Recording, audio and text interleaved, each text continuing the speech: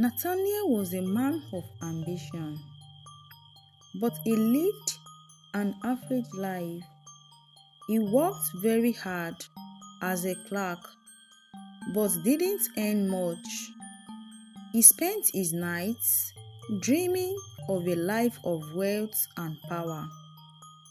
One evening, as he walked through a deserted forest, after arguing with his landlord, he met a mysterious old man hiding in the shadows. The old man's eyes sparkled strangely, and his smile was unsettlingly sharp. "Why do you look so defeated, Nathaniel?" the man asked, his voice as smooth as silk. Nathaniel froze. "How do you know my name?" The old man laughed. "I know much more about you. I know your dreams of wealth and your endless frustrations, and I can offer you a way out."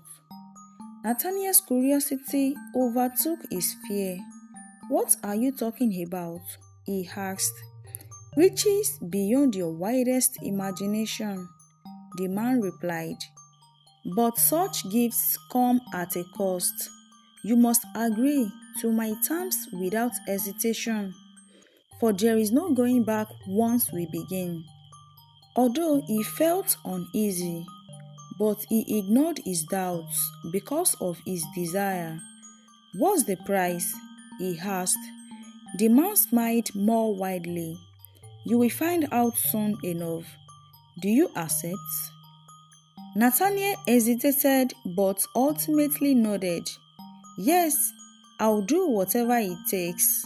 The old man gestured for him to follow deeper into the forest, where they came upon a circle of stones with strange symbols. In the middle, there was a black cup filled with thick red liquid. The man revealed himself in his true form. He had horns, was surrounded by fire, and gave off an evil presence. "I am Satan," he declared.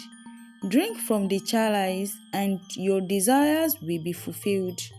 But once the ritual begins, you must complete it, no matter the cost."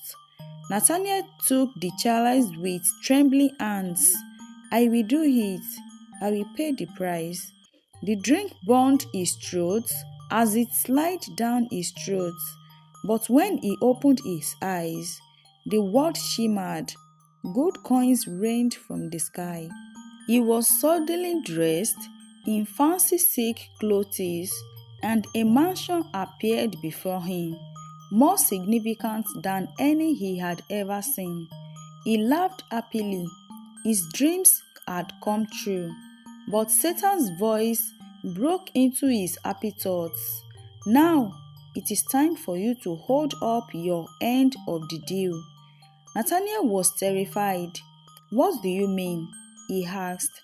"You will sacrifice your humanity," Satan said, "and every year you must offer me the soul of someone you love. If you fail to do so, I will claim your life instead." Nathaniel's blood ran cold. "But you didn't tell me that before.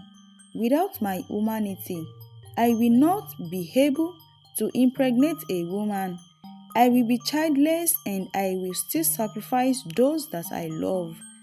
What is left for me?" "You agreed," Satan said. He spoke in a menacing tone. "There is no going back." Nathaniel tried to flee, but an invisible force held him captive. Days turned to weeks, and the weight of the bargain grew unbearable. His newfound wealth felt like a curse as he realized the price he had to pay. The first year, he chose a distant cousin he hardly knew. The second year, a childhood friend that he had lost touch with. But by the third year, he had run out of distant connections. The rope got tighter for him. Each sacrifice hurt him deeply. Yet, Satan demanded for more. By the 5th year, Nathaniel stood before his only remaining loved one, his younger sister, Clara. Tears streamed down his face as he lifted the ritual knife. "I'm sorry," he whispered. But before he could strike, Clara whispered, "Don't do this, Nathan. There is always another way." Her words touched a deep part of him, a spark of resistance. He turned the ritual knife on himself, plunging it into his chest.